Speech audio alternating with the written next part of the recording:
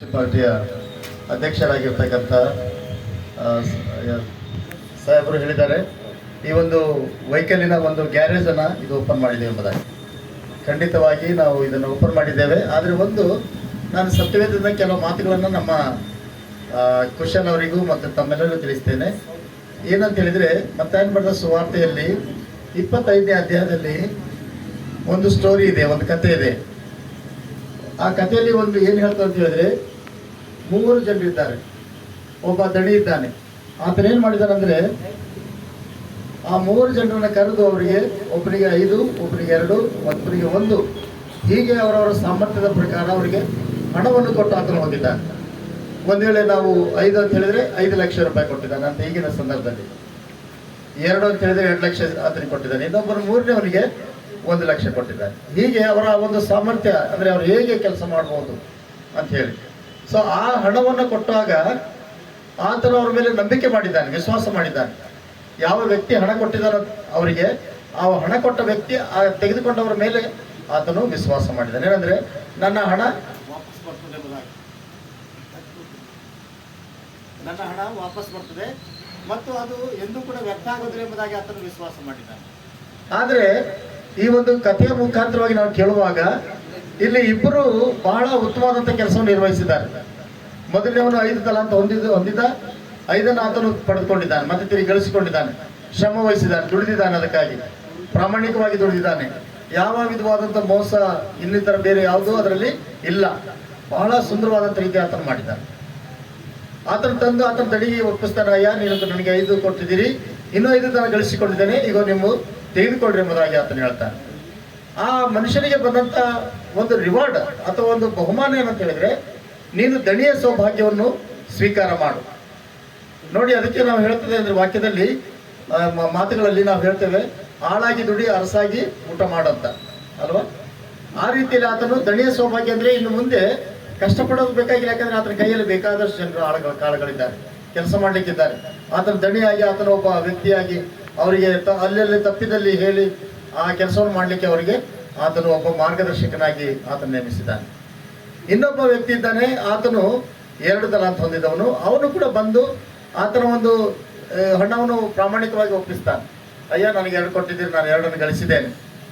ನೋಡಿ, ನಮಗೆ ಶ್ರಮ ವಹಿಸಲಿಕ್ಕೆ, ದುಡಿಲಿಕ್ಕೆ ನಮಗೆ ದೇವರು ಶಕ್ತಿ ಕೊಟ್ಟಾಗ ನಾವು ದುಡಿಬೇಕು. ಕೆಲಸ ಯಾವುದೇ ಇರಲಿ, ದೊಡ್ಡದಿರಲಿ ಸಣ್ಣದಿರಲಿ, ನಮಗೆ ಗೌರ್ಮೆಂಟ್ ಕೆಲಸನೇ ಅಂತಲ್ಲ, ನಮ್ಮ ಜೀವನದಲ್ಲಿ ನಮ್ಗೆ ಏನು ಕೆಲಸ ಬರ್ತದೋ ಅದನ್ನು ಮಾಡಿ ನಾವು ಹಣ ಗಳಿಸೋದಕ್ಕೆ ನಾವು ಕೆಲಸ ಮಾಡಬೇಕು. ಆತನಿಗೂ ಕೂಡ ಏನಂದ್ರೆ, ಆತನು ಹೇಳ್ತಾನೆ, ನೀನು ದಣಿಯ ಸೌಭಾಗ್ಯದಲ್ಲಿ ಸೇರು. ಅದರ ಅರ್ಥ ಏನಂದ್ರೆ, ಆತನಿಗೂ ಕೂಡ ಬ್ಲಸ್ ಮಾಡ್ತಾ ಇದ್ದಾನೆ ಆತನು, ನೀನು ದಣಿಯ ಸೌಭಾಗ್ಯವನ್ನು ಸ್ವೀಕಾರ ಮಾಡು.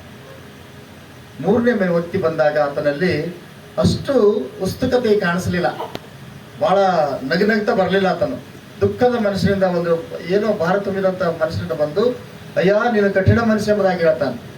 ನೀನು ಬಿತ್ತದಿರುವಲ್ಲಿ ಕೊಯ್ಯುವನು, ತೂರದಿರುವಲ್ಲಿ ರಾಶಿ ಮಾಡಿಕೊಳ್ಳುವನು. ನೋಡಿ, ಎಂಥ ಪದಗಳು ಉಪಯೋಗಿಸ್ತಾ ಇದ್ದಾನೆ ಆತನು. ಇದು ಆ ದಣಿಗೆ ಹೇಳ್ತಾ ಇದ್ದಾನೆ. ಆ ದಣಿ ಆತನಿಗೆ ಹೇಳ್ತಾನೆ, ನೀನು ಇಂಥ ಕಠಿಣ ಮನುಷ್ಯನಾಗಿರೋದ್ರಿಂದ ನಿನ್ನ ಹಣವನ್ನು ನಾನು ಏನು ಮಾಡಲಿಲ್ಲ, ಈಗ ಭೂಮಿಯಲ್ಲಿ ಬಚ್ಚಿಟ್ಟಿದ್ದೇನೆ, ತೆಗೆದುಕೋ ಎಂಬುದಾಗಿ ಆತನಿಗೆ ಕೊಡ್ತಾನೆ. ಆ ದಣಿ ಏನಂತ ಗೊತ್ತಾ, ಅಯ್ಯ ನನ್ನ ಹಣ ಸಾಹುಕಾರರಲ್ಲಿ ಬಡ್ಡಿಗೆ ಹಾಕಬೇಕಾಗಿತ್ತು, ಬಡ್ಡಿಗೆ ಹಾಕಿದ್ರೆ ನಾನು ಬಂದು ಅವರಿಂದ ತೆಗೊಳ್ತಿದ್ದೆ. ನಾನು ಒಂದೇ ನಿನಗೆ ಬಡ್ಡಿ ತರ್ಲಿಕ್ಕಾಗಲಿಲ್ಲ ಅಥವಾ ಅವ್ರ ಹಣನೂ ತರ್ಲಿಕ್ಕಾಗಿಲ್ಲ ಅಂದರೆ ನಾನು ತಗೊಳ್ತಿದ್ದೆ. ಆದರೆ ನೀನು ಅಂಥ ಕೆಲಸ ಮಾಡಲಿಲ್ಲ, ನನ್ನ ಹಣಕ್ಕೆ ನೀನು ಬೆಲೆ ಕೊಡಲಿಲ್ಲ, ಅಥವಾ ನಾನು ನಿನಗೆ ಕೊಟ್ಟಂಥ ತಲಾಂತಿಗೆ ಅಥವಾ ಜ್ಞಾನಕ್ಕೆ ಕೊಟ್ಟಂಥ ಈ ಒಂದು ಕೌಶಲ್ಯಕ್ಕೆ ನೀನು ಯಾವ ವಿಧವಾದಂಥ ಬೆಲೆ ಕೊಡಲಿಲ್ಲ. ಅದಕ್ಕಾಗಿ ನೀನು ಆ ಒಂದು ಕತ್ತಲೆಗೆ ನೀನು ಸೇರೆಂಬುದಾಗಿ ಆತನಿಗೆ ಹೇಳ್ತಾನೆ. ಅಂದರೆ ಅರ್ಥ ಏನಂದರೆ, ದೇವರು ನಮಗೆ ಕೊಟ್ಟಂಥ ಈ ಒಂದು ಕೌಶಲ್ಯ ಅಂದರೆ ಸ್ಕಿಲ್ಸ್, ಪ್ರತಿಯೊಬ್ಬರಿಗೂ ಒಂದೊಂದು ಸ್ಕಿಲ್ಸ್ ಕೊಟ್ಟಿದ್ದಾನೆ ದೇವರು ಅಲ್ವಾ. ನನಗೆ ಸಮಪಾಲಕನಾಗಿ ಮಾಡಿ ವಾಕ್ಯ ಹೇಳುವ ಸ್ಕಿಲ್ ನನಗೆ ಕೊಟ್ಟಿದ್ದಾನೆ ದೇವರು. ಇನ್ನು ಕುಶಲ್ ಅವರಿಗೆ ನಾನು ಭಾಳ ವರ್ಷದಿಂದ ಬಲ್ಲವನು. ಮತ್ತು ಗಾಡಿ, ನನ್ನ ಗಾಡಿ ನಂದು ಹೀರೋ ಹೊಂಡ. ಕುಶಲ್ ಕರೆಕ್ಟ್ ಮಾಡಿದರೆ ನನಗೆ ಸಮಾಧಾನ ಇಲ್ಲಂದ್ರೆ ಇಲ್ಲ. ಆಮೇಲೆ ನರ್ಸಿಂಗ್ ಅವ್ರ ಅಣ್ಣ, ಅವರಿಬ್ಬರು ಅಣ್ಣ ತಮ್ಮರು ಅದು ಮುಟ್ಟಿ ನೋಡಿ ಅದು ಸರಿಪಡಿದ್ರೆ ನನಗೆ ಸಮಾಧಾನ ಕರೆಕ್ಟ್ ಆಗ್ಯದ ಅಂತ. ಅಂದರೆ ನನಗೊಂದು ವಿಶ್ವಾಸ ಅವ್ರ ಮೇಲೆ. ನಾನು ಎಲ್ಲಿಂದ ಮಂಗಲ್ಪೇಟ್ಲಿಂದ ಬರ್ತಿದ್ದೆ, ನಾನು ಅವ್ರ ಹತ್ರ ಒಂದು ಆಣದೂರಿಂದ ಅಲ್ಲಿಗೆ ಬರ್ತಿದ್ದೆ ನಾನು. ಅಂದರೆ ನಾನು ಹೇಳುವಂಥ ಉದ್ದೇಶ ಏನಂದರೆ, ನಮ್ಮ ವಿಶ್ವಾಸ ಅವ್ರ ಮೇಲೆ ಇರುವಂಥದ್ದು. ಮತ್ತು ಅವ್ರ ಕೆಲಸನೂ ಕೂಡ ಕರೆಕ್ಟಾಗಿ ಮಾಡ್ತಾರೆ. ಕರೆಕ್ಟಾಗಿ ಹೇಳ್ತಾರೆ, ಇದಕ್ಕೆ ಇಷ್ಟು ಹಣ ಬೇಕಾಯ್ತದ ಸರ್, ಇದಕ್ಕೆ ಇಷ್ಟು ಹಣ ಬೇಕಾಯ್ತದ.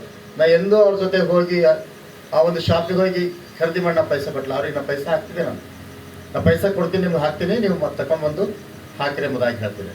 ನೋಡಿ, ಅವರ ಒಂದು ಕೆಲಸದಲ್ಲಿ ಅವರು ಮುಂದುವರಿತಾ ಇದ್ದಾರೆ, ಅಭಿವೃದ್ಧಿ ಆಗ್ತಾ ಇದ್ದಾರೆ. ಅದರಿಂದ ಹೊಸ ಹೊಸ ಕಾರ್ಯವನ್ನು ಮಾಡಲಿಕ್ಕೆ ಅವರು ಕೈ ಹಾಕ್ತಾ ಇದ್ದಾರೆ. ಆದ್ದರಿಂದ ಮತ್ತು ಇನ್ನೊಂದು ನಾನು ಒಂದು ಕಂಡುಕೊಂಡದೇನೆಂದರೆ, ನರ್ಸಿಂಗ್ ಆಗಲಿ ಕುಶಲ್ ಆಗಲಿ ಅಣ್ಣ ತಮ್ಮರು ಇಷ್ಟು ಪ್ರೀತಿಯಿಂದ ಇರೋದು ಭಾಳ ಕಷ್ಟ. ಏನು ಗಾಂಧಿ ಅಲ್ವಾ? ಒಬ್ರದೊಬ್ರು ಏನೋ ಒಂದು ಹೇಳ್ತಾ ಇರ್ತಾರೆ, ಒಬ್ಬರ ಮೇಲೆ ಒಬ್ರು ದ್ವೇಷ ಇರ್ತದೆ, ಏನೋ ಒಂದು ಇರೋದಿಲ್ಲ, ಪ್ರೀತಿ ಇರೋದಿಲ್ಲ. ಆದರೆ ಅವರಿಬ್ಬರಲ್ಲಿ ಒಂದು ಭಾಳ ದೊಡ್ಡ ಒಂದು ಪ್ರೀತಿ ಇದೆ ಅವ್ರ ಅಣ್ಣ ತಮ್ಮರಲ್ಲಿ ಎಲ್ಲರಲ್ಲಿ. ಅವ್ರು ಇನ್ನೂ ಸಣ್ಣವರಿದ್ದಾರೆ, ನಾವು ಯೋನಸ್ಥ ಮಕ್ಕಳಿದ್ದಾರೆ, ಅವರಿಗೂ ದಸರಾತ್ ಅವರೆಲ್ಲರೂ ಅವರ ಮೂವರ ಪ್ರೀತಿಯಲ್ಲಿ ಅವ್ರು ಭಾಳ ಅನ್ಯೋನ್ಯತೆಯಲ್ಲಿದ್ದಾರೆ. ಅಂದರೆ ಒಬ್ಬರನ್ನೊಬ್ರು ಬಿಟ್ಟು ಕೊಡೋದಿಲ್ಲ ಅವರು.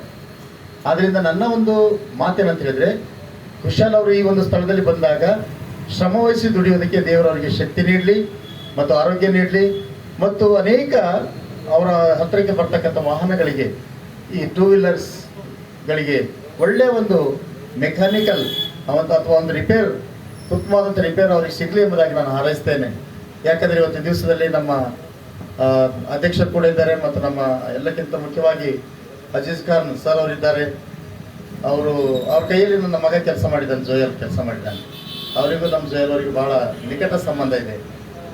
ಹಾಗಾಗಿ ಸರ್ ಅವರು ನಾ ಇನ್ನು ಅಲ್ಲಿ ನಾರ್ತಿಗಿದ್ದಾಗಲೂ ಭಾಳ ಸರಿ ಬರ್ತಾಯಿದ್ರು, ಪ್ರೋಗ್ರಾಮಲ್ಲಿ ಭಾಗವಹಿಸ್ತಾ ಇದ್ರು.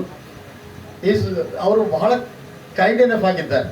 ಏನಂತ ಹೇಳ್ತಾರೆ ಅಂದರೆ, ಕರುಣೆ ಉಳ್ಳವರು, ಭಾಳ ಎಲ್ಲರೊಂದಿಗೆ ಬೆರೆತು ಹೋಗ್ತಕ್ಕಂಥವ್ರು. ಅರೆ ಹಮ್ ಬಡೆ ಹೇ, ಹಮ್ ಕೈಸೆ ಉನ್ಕೆ ಸಾಥ್ ಬೈಟು, ಅದಿಲ್ಲ ಪಾಪ ಅವ್ರ ಹತ್ರ. ಯಾರೇ ಇದ್ರೂ ಎಲ್ಲ ಜೊತೆಯಲ್ಲಿ ತಮ್ಮ ಪ್ರೀತಿ ವಿಶ್ವಾಸವನ್ನು ಹಂಚಿಕೊಂಡು ಅವರು ಜೀವನ ಮಾಡ್ತಕ್ಕಂಥವ್ರು, ಮತ್ತು ನಿರ್ಧಾರಗಳನ್ನು ಮಾಡೋದರಲ್ಲಿ ಬಹಳ ಒಳ್ಳೆಯ ಒಂದು ವ್ಯಕ್ತಿ.